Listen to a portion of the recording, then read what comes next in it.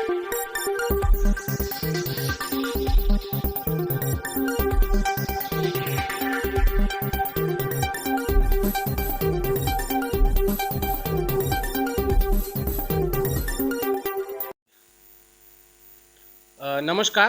इस माँ महामाया की पावन नगरी में मैं प्रकाश गुप्ता छत्तीसगढ़ न्यूज इरादा सच से आगे और मेरे यूट्यूब चैनल छत्तीसगढ़ न्यूज इरादा सच से आगे में मेरे दर्शकों का हार्दिक अभिनंदन स्वागत करता हूं। आप देख पा रहे होंगे कि अभी मैं इस वक्त जो है छत्तीसगढ़ के सरगुजा रेंज के पुलिस महानिरीक्षक श्री दीपक कुमार झा जी के ऑफिस में मौजूद हूँ। आप देख पा रहे होंगे कि सर हमारे साथ यहाँ पे सर पहले तो आपका हमारे चैनल में सर बहुत बहुत स्वागत है। धन्यवाद, थैंक यू। तो सर सबसे पहले तो मैं आपसे ये जानना चाहूँगा कि जो कल पहले तो मैं अपने दर्शकों को बता दूं सर, पहले तो मैं अपने दर्शकों को बताना चाहूँगा कि जो हमारे पुलिस महानिरीक्षक सरगुजा रेंज श्री दीपक कुमार झा सर जो बैठे हुए हैं हमारे बगल में अपने ड्यूटी पे तैनात हैं, वो कल जो है अपने अनुभव एवं तकनीकी ज्ञान का उपयोग करते हुए आम नागरिकों की सुगमता व संभाग के पुलिसिंग कार्यों का फीडबैक के लिए रेंज स्तर पर आम जनता हेतु डिजिटल QR स्कैनर कोड का अनावरण पुलिस कोऑर्डिनेटर सेंटर में कल किया है। तो सर उसके बारे में जो है आप पूरा बताएंगे सर विस्तार से।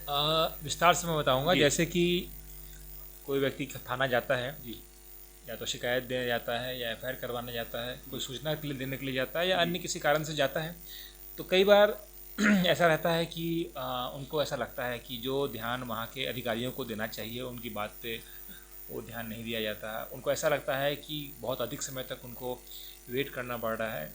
कई बार ऐसा होता है कि कुछ अनैतिक चीज़ें भी शिकायत आती है हमारे पास, किस प्रकार की गलत चीज़ें भी थाना में शिकायत हमारे पास आवेदन लेकर आते हैं वो।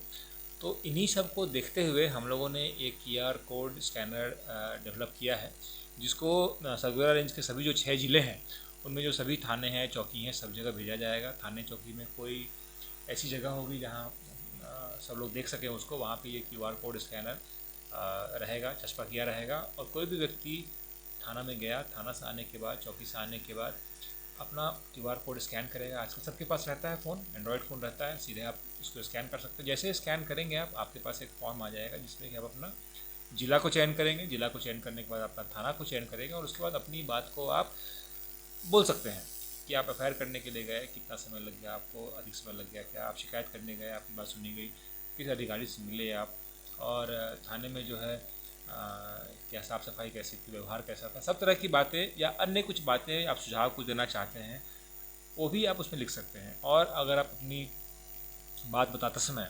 अपना नाम को नहीं बताना चाहते हैं, अपना मोबाइल नंबर को नहीं बताना चाहते हैं, तो उसको हम लोगों ने वैकल्पिक रखा है कि ठीक है, उसके बिना ही हम आपके सुझाव को सुनेंगे, आपकी शिकायत को सुनेंगे। और उस पर सारे जो ऐसे फॉर्म भरे जाएंगे वो हमारे यहाँ जो IG कार्यालय में एक हमने ड्यूटी रख किया है, वो उसको निरंतर देखते रहेंगे। उसमें जो भी कार्रवाई वांछित रहेगी, जो भी उम्मीद करते हैं लोग, जिस उम्मीद से लोगों ने जेन्युइन जो बातें लिखी हैं उसमें, चाहे सुझाव हो चाहे शिकायत हो, उन पे गंभीरतापूर्वक विचार किया जाएगा और उस पर जो भी एक्शन है वो लिया जाएगा। और हम उम्मीद करते हैं, ऐसे तो बहुत सारे फीडबैक के सिस्टम हैं ऑलरेडी, मोबाइल फ़ोन में व्हाट्सअप नंबर रहता है, फेसबुक रहता है, ट्विटर रहता है, सब पे आप अपनी बात को बोल सकते हैं। लेकिन हमने एक और तरीका शुरू किया है जिससे कि आप अपनी बात को आराम से स्कैन करके अपनी बात को बता सकते हैं। जी तो सर ये इस QR स्कैनर कोड जो है सर ये कहाँ कहाँ लगाए जाएंगे? सूरजपुर, जशपुर, कोरिया और मनेंद्रगढ़, चिरमिरी डिस्ट्रिक्ट, सभी डिस्ट्रिक्ट्स के जो थाना हैं, सभी थाने हैं, सभी चौकी हैं। और इसके अलावा कोई अगर पब्लिक प्लेस है, सार्वजनिक जगह है जहाँ पे हमें लगता है वहाँ लगाना चाहिए, वहाँ से भी लोग अपनी बात को बता सकते हैं, सुझाव दे सकते हैं। कोई रेलवे स्टेशन हो गया, कोई बस स्टैंड हो गया, वहाँ भी हम इसको लगाएंगे। अब शुरुआत में तो हमने कुछ ही जगहों पे लगवाया है, उसका रिस्पांस देखने के पश्चात इसको सभी जगह बढ़ाया जाएगा। और अभी तो IG कार्यालय से इसकी सुपरविज़न हो रही है। अगर ऐसा महसूस हुआ कि इसको अलग अलग ज़िलों में दिया जा सकता है तो अलग अलग ज़िलों में भी इसको भविष्य में इसको भेज दिया जाएगा। जी। और सर जैसा कि अभी आगामी सर धनतेरस और दीपावली का पर्व आ रहा है सर, और पर्व आने में सर जो है यातायात की भीड़ भाड़ भी ज़्यादा हो जाती है सर, लोगों की आवक जावक। तो धनतेरस और जो दीपावली आगामी पड़ने वाला है सर, उसके लिए क्या पुलिस की निश्चित रूप से तैयारी चल रही है? निश्चित रूप से पर्व त्यौहार के समय हमें और ज़्यादा चौकस रहने की आवश्यकता है। इसीलिए हम लोग जो है विशेष रूप से उसकी ड्यूटी बनाते हैं, ड्यूटी लगाते हैं पर्व त्यौहार के समय। ट्रैफिक की ड्यूटी, पेट्रोलिंग की ड्यूटी अलग से लगती है, इसके अलावा पिकेट्स लगते हैं। और जो हमारे गोपनीय शाखा है वो भी अपने अपने स्तर पे कई बार चोरी की, लूटमार की शिकायतें भी उसमें ज़्यादा आती हैं, और उन सबको देखते हुए अलग से टीम भी बनाई जाती है और राजपत्रित अधिकारी के सुपरविज़न में अलग अलग जगहों के लिए तैनात किए जाते हैं। इसमें हमें पुलिस मुख्यालय से भी बल मिलता है, कुछ रेंज के बल भी लगाए जाते हैं। तो पूरी तरह से हमने तैयारी किया हुआ है ताकि लोग जो पर्व त्यौहार हैं शांतिपूर्वक मना सकें, अच्छे से मना सकें, और पुलिस उनकी सहयोग कर सके। और सर जैसा कि दीपावली में सर कई जुआ खेलने वाले सर जुआ भी खेलते हैं, उसके लिए क्या एक्शन रहेगा आप लोगों का? जैसे कि किसी प्रकार की भी अवैध गतिविधियों को कोई भी संरक्षण ना दे, किसी प्रकार के गतिविधियों के संबंध में जानकारी मिलने पे, चाहे जुआ हो, शराब के संबंध में हो, सट्टा हो, सभी में लगातार कार्रवाई करने के लिए निर्देश सभी पुलिस अधीक्षक को, सभी थाना प्रभारियों को, सभी राजपत्रित अधिकारियों को दिए गए हैं। और चूँकि जैसा आपने बताया दिवाली के समय इसकी ज़्यादा शिकायतें आती हैं, तो उसके लिए विशेष रूप से उनको बताया जाएगा और कार्रवाइयाँ भी की जाएंगी। अगर किसी व्यक्ति को लगता है कि इसके अनुरूप कार्रवाई नहीं हो रही है तो निश्चित रूप से आप संबंधित अधिकारियों को शिकायत कर सकते हैं, हमारे पास भी कर सकते हैं।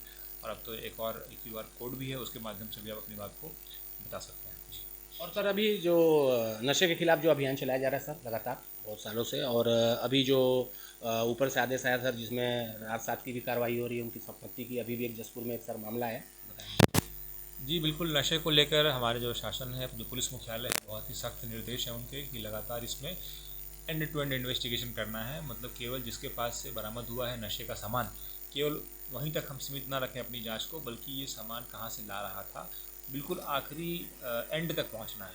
और इसी प्रकार ये सामान कहाँ जा रहा था उस तरफ भी आखिरी एंड तक पहुंचना है, और उन सभी को इस केस में शामिल करते हुए, इस नेटवर्किंग में शामिल करते हुए सभी को नियमानुसार इसको एक्यूज बनाना है, आरोपी बनाना है, उनके खिलाफ भी कार्रवाई करनी है। तो वो कार्रवाई निरंतर जारी है।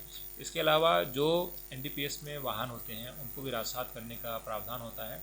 अभी कुछ समय से जो है सफेमा में भी कार्रवाई होने लगी है, जैसा कि आपने जशपुर के केस का जिक्र किया। इसमें जो भी व्यक्ति जो इस प्रकार के नशे का व्यापार करने के बाद संपत्ति बनाता है, उस संपत्ति को पुलिस विभाग द्वारा उसको सीज़ किया जाता है, और उसके बाद फिर उसको सफेमा कोर्ट जो मुंबई में है वहाँ से ऑर्डर करवाया जाता है। तो ये कार्रवाई, दूसरी कार्रवाई हुई है हमारे रेंज में, दोनों ही हालांकि जशपुर ज़िले में हुई है, अन्य ज़िले भी कर रहे हैं, लेकिन वर्तमान में जो उसकी लगभग 50 लाख की संपत्ति जो है, जो जिसका आपने बताया, उसकी संपत्ति को सफेमा कोर्ट से आदेशित करवाया है। जी।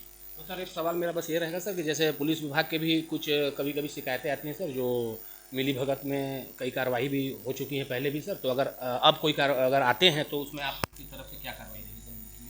कोई भी पुलिस के विरुद्ध शिकायत होती है तो नियमानुसार उस पर जांच की जाती है, और जांच करने के पश्चात अगर हमारे पुलिस के अधिकारी कर्मचारी दोषी पाए जाते हैं तो उनके खिलाफ कार्रवाई की जाती है, और अगर बहुत ही गंभीर मामलों में किसी की संलिप्तता पाई जाती है तो उसमें उनको जो है गंभीर उनके खिलाफ कार्रवाई भी की जाती है। जी। तो आपने देखा कि हमारे साथ पुलिस महानिरीक्षक श्री दीपक कुमार झा सर हमारे सवालों का जवाब दिया। अब मैं जो है इनका ज़्यादा समय ना लेते हुए अपने सहयोगी के साथ, मैं प्रकाश गुप्ता, छत्तीसगढ़ न्यूज़ इरादा सर से आगे, और मेरे यूट्यूब चैनल में भी आप लोग इस वीडियो को देख सकते हैं, और फेसबुक ID में भी आप देख सकते हैं प्रकाश गुप्ता के नाम से, इंस्टा में भी आप देख सकते हैं, ये 4 प्लेटफॉर्म में चलेगा। अब मैं अपनी वाणी को विराम करता हूँ। जय हिंद, जय भारत, जय छत्तीसगढ़।